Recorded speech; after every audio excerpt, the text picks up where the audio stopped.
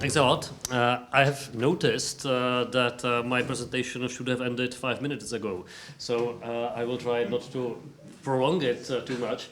But still, I would like to say thank you for being here, and as it is probably the last event of this network, this particular network, thank you for being able to be at this group and enjoy all the discussions. Nonetheless, I would like to move to my presentation, which after hearing all the very general approaches to the problem of sovereignty, federalism, identity, I would like to touch on a specific example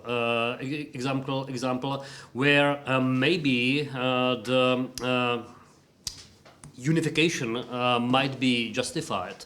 The example of economic and monetary union.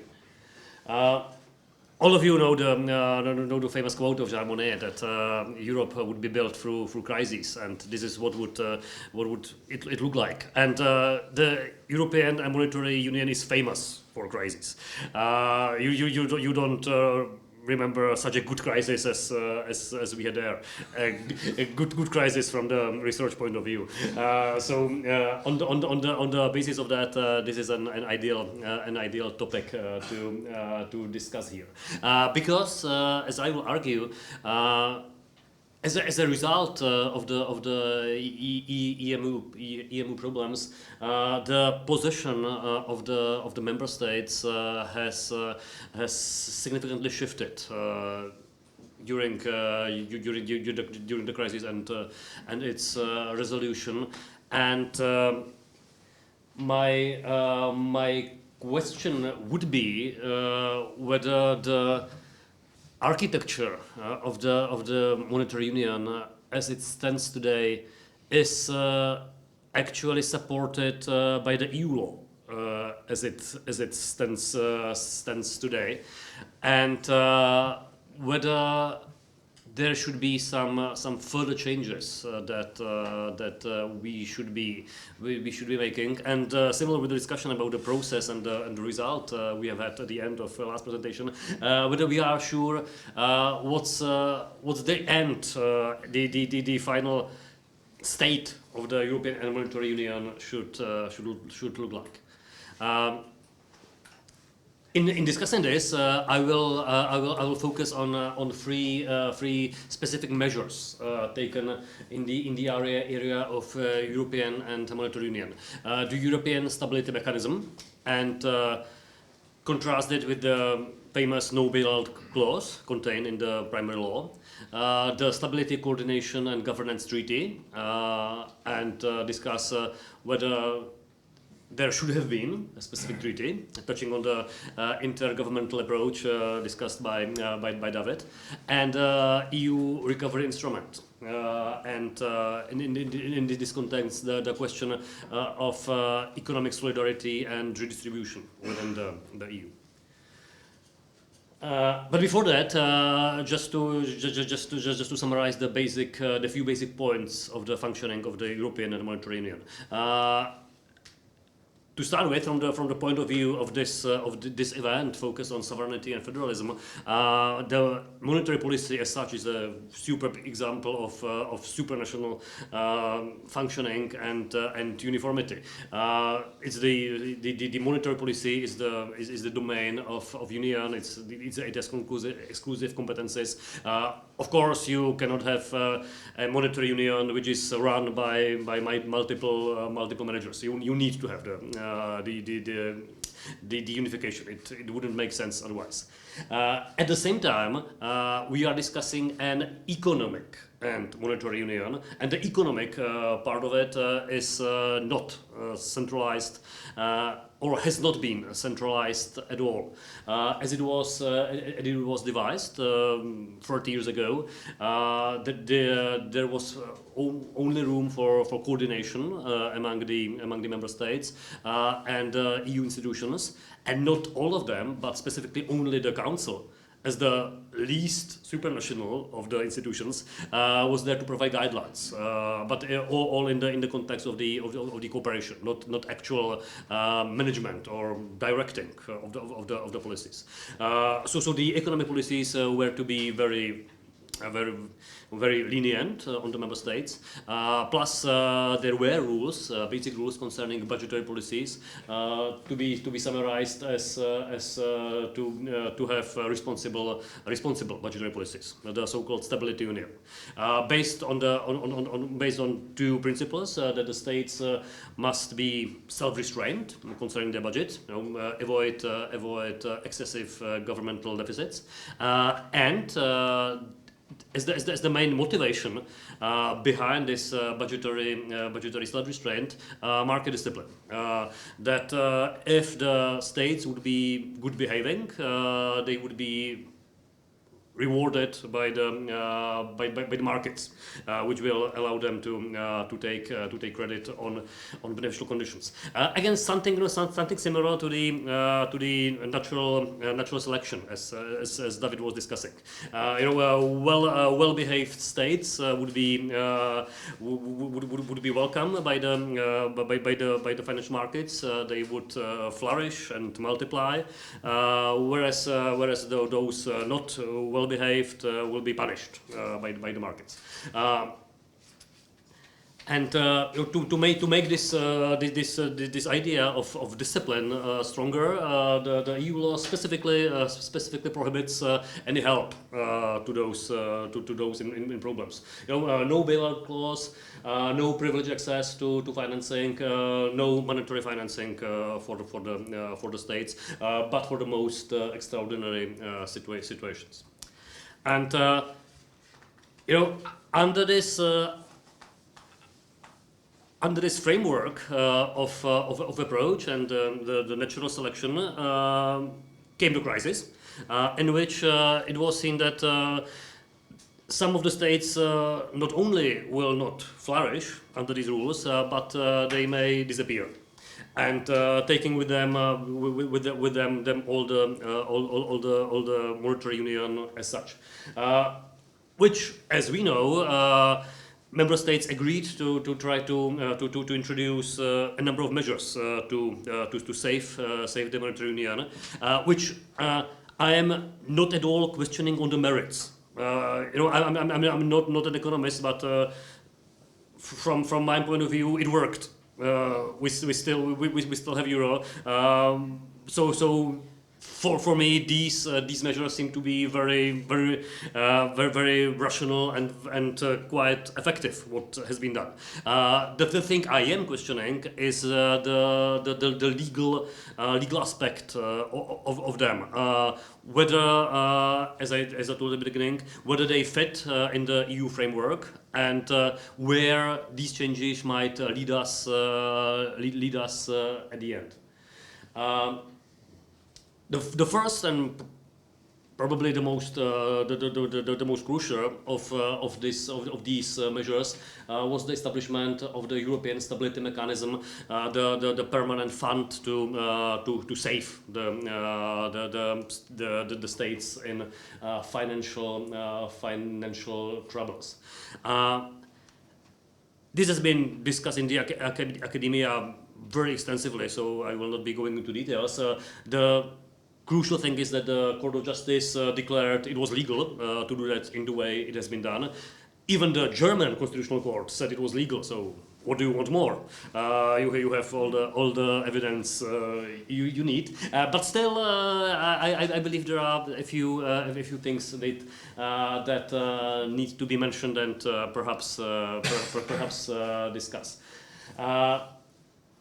The most crucial thing is that even after reading all the legal acrobatics of the Court of Justice, you cannot escape the feeling that what the mechanism does, in fact, is a bailout.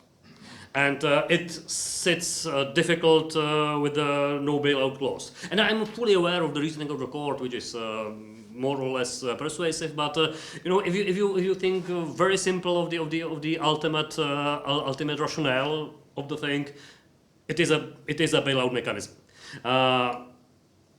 which even though legal, yes, by the Court of Justice, still a questionable thing. The other thing is that it sits outside of the architecture of the European law, European institutions. It is based on the treaty, the specific provision of the treaty, newly added in there. But still, the mechanism, the fund itself, is a self-standing international organization. Again, we may discuss whether something so crucial for the functioning of the EU is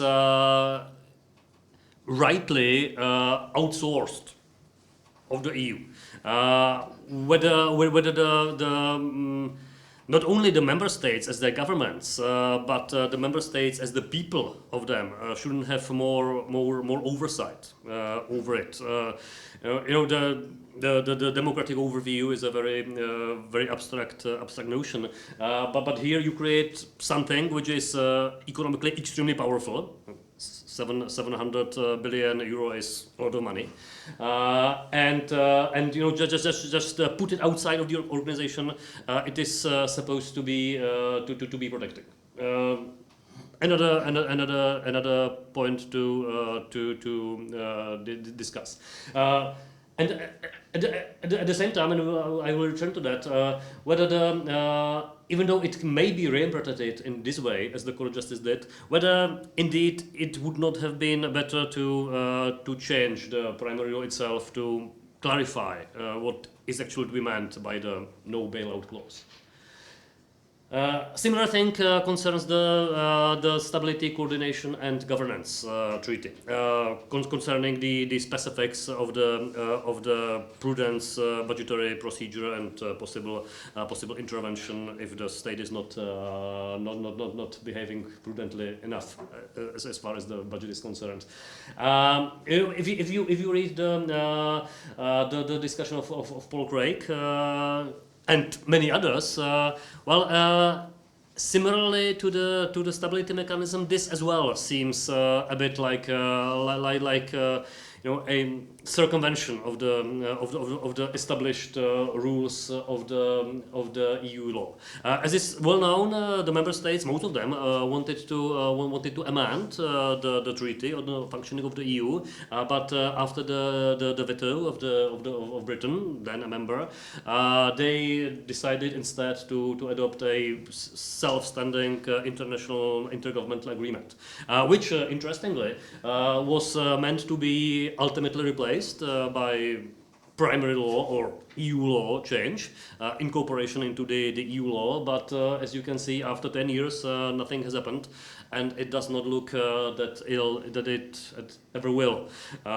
So again, we are building institutions outside of the standard EU law, and not because it would be a primary choice, but because it is what's left for us.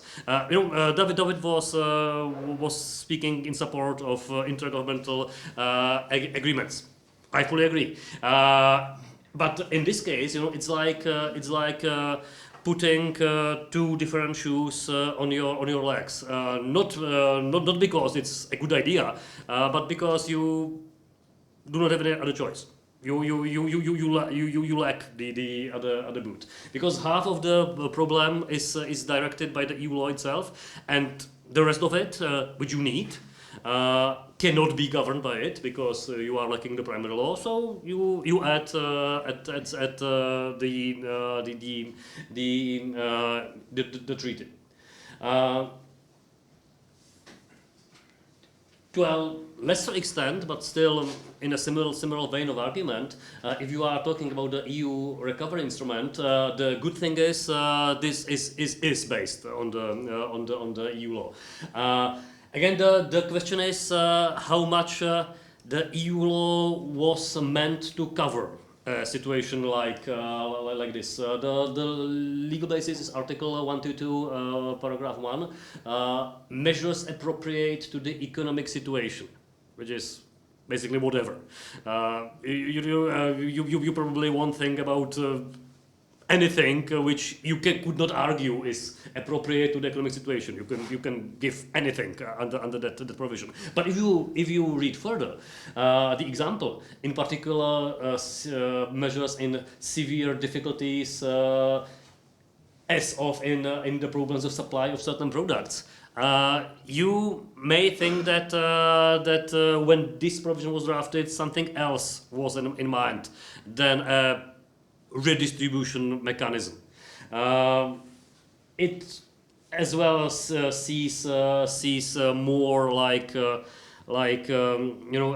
help for a member state in difficulties, and not like a universal tool which would redistribute the money within the EU. It was presented as a one-off instrument this time and never again. But the force of an example is very strong, and once you try doing something, you might be tempted to do it again. Money for free. Who wouldn't agree? But for Germany, paying for that. But otherwise, it's a good thing for the state. Listening to these three measures, among many others, but just picking these three, it sounds very much like an economic federation. What the situation we are currently at? Single currency, very federal-like. Now, under all these measures, and after 10 years from the peak of the crisis, very much coordinated economic policies of member states. No longer the very loose coordinate and follow the guidelines, but very detailed reports and then tasks imposed by the EU institutions. Very much of them outside of the classical EU law, like the whole EU semester procedure and all these very, very technical, very, very detailed, but very intrusive procedures which are in place. We have guarantees for the budgets of the member states. Something arguably not fully compatible with the EU law, but at the same time something which resembles the situation in the United States after the Civil War, where the federal institutions took the debt out of the member states, and the budget of the EU has expanded dramatically. It's still comparatively limited to what is typical for other federations, of course, but you can see, thanks to the recovery fund, you can see a more than 40% increase, which is a big jump. So all of this looks pretty much like a federation in the area of European and monetary union. The question I was pointing at is, was the primary law meant to create the federation?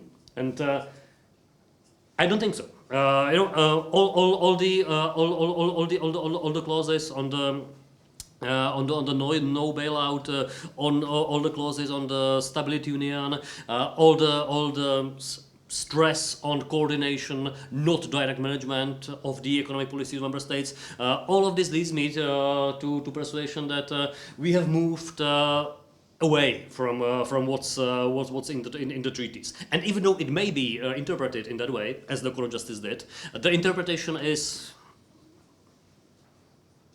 tough. It's not easy to put it there.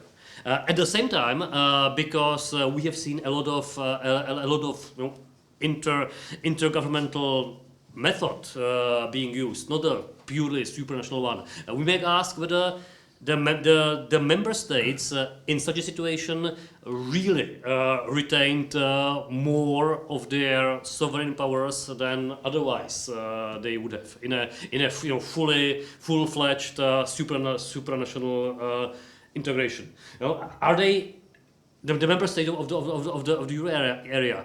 Are they actually more independent because these competencies have not been unionized?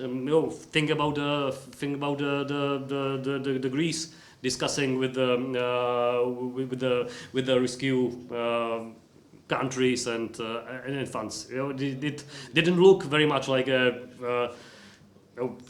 fully self-aware state. It was you want to survive, do this. And